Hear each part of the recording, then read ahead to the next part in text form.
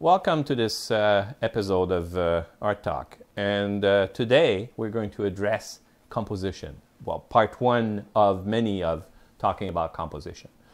A question that comes back quite often is, I'm trying to fit a subject on my canvas or my drawing paper, and I either run out of space, it's too small, it's too big, it's not in center. Like there's many problems that can happen there. And often it's because we start the wrong way. Like I've seen a lot of people start a painting or drawing and put in too much detail right at the beginning. And then it's very difficult to correct once you get into adding more and more, and then you don't want to erase, you don't want to start over. So we'll look at a very, very simple approach to placing a three-dimensional model on a two-dimensional support. Basically, as a visual artist, that's most often what we face when we're trying to figure out how to compose once we've selected a certain composition. So here, let me change pencil here. I'll take one that works. So here, what we'll do in this case, we'll take this model here and we'll transfer it from 3 dimensions to 2 dimensions. And my premise or my goal in this exercise is to fit this model, the whole body, onto the whole page. I could have chosen half a page, a quarter of a page, a little square, whatever. Our goal here, our exercise is to fit this model on the whole page. So basically, very simply, we know that the head is going to be up to about here, and that the feet are going to be about here. It's that simple. Now, we decided that the head would stop there, the feet would stop there. If we start drawing too many details right now, it's going to be messy really quickly. So what we want to do is figure out just a few proportions quickly. If I take my pencil as a measuring tool and I say, well, if I measure the leg and the foot right here in front of me, half of the model is legs and half of the model is hips, torso, neck, and head. Well, my model is missing the head, but we'll invent one.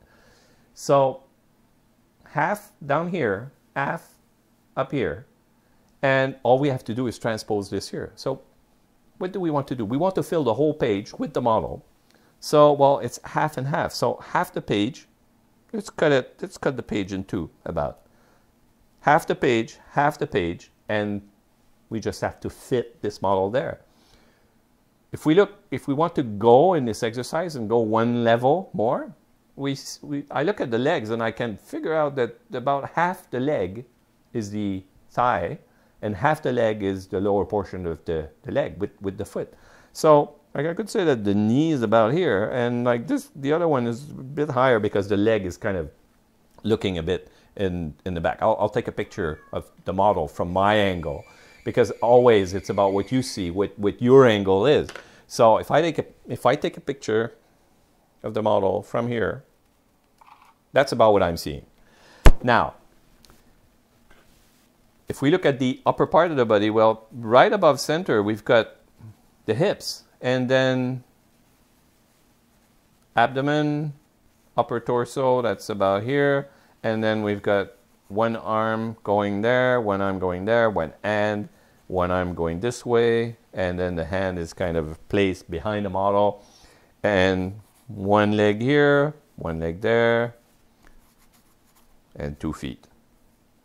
One head, that's it. If you look at this drawing, it looks like a human being. We didn't try to put any details. We just tried quickly to put bigger elements on our two-dimensional support. Using very simple rule, very quick reference tool, my pencil. Doesn't matter how long your pencil, it could be very small, but one pencil there, one pencil there. That's what I did here. It could have been just a small square here that I have, and I would still have been able to divide it in two, put legs there, upper body, arms, and the head, and I still have the same proportions. Like, you know, it's really easy. All I'm doing, we don't have to talk about what the bones are in the thigh, what the kneecap is called really, how the muscles that support the arms. We're just drawing what we're seeing. And basically we didn't invent, we didn't try to imagine the perfect human being. From this point, we could spend days adding details. We could say, well, you know, the leg is pretty powerful. There's muscle here, and then there's this muscle here. We know the bones. There's a tibia here, and there's, like, you know, it doesn't matter. I'm just goofing around, placing elements, just giving form to my model. And then I'm saying, okay, well, this is a man.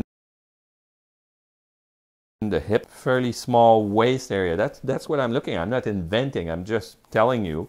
And that's the upper body, the neck area. The head is right here. And then, as I said, I'm just adding volume to this arm here that goes like this. And then this arm from here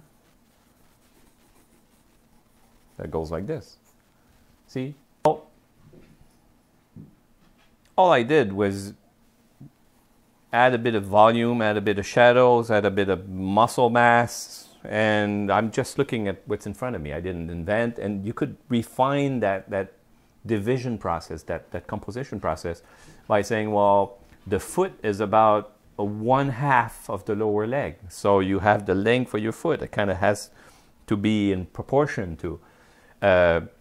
You have the hand that's about that big. You have the head that's about that big. You can read a lot of material about like how the human body is made, and that will tell you, for example, that on a typical male, the head accounts for 1/8 of the whole body length, and then you can take your. But as soon as, for example, you foreshorten your model, if I was drawing from this angle, I'm just seeing the model from here, and I'm seeing basically the head and the upper torso, the arms, and then nothing else, a bit of the feet.